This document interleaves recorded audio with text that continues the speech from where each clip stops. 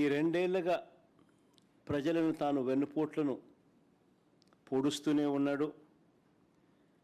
రాష్ట్రంలో విచ్చలవిడిగా అవినీతి దోపిడీ జరుగుతూనే ఉంది.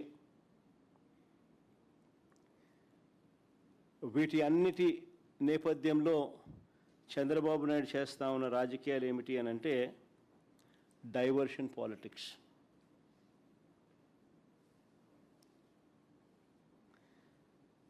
ఏ విషయంలో అయినా కూడా ఎవరైనా గట్టిగా తనను ప్రశ్నించే అంశం ఏదైనా బయటకు వస్తే వెంటనే ఆ టాపిక్ డైవర్ట్ చేసేందుకు వైఎస్ఆర్ కాంగ్రెస్ పార్టీ మీద, నా మీద ఇలా ఒక అడ్డగోలుగా ఆరోపణలు చేయడం, టాపిక్ను డైవర్ట్ చేయడం, ఇది మనం అంతా కూడా ఈ రెండేళ్లుగా జరుగుతూ ఉన్న script to screen play cinema చూస్తూనే ఉన్నాం.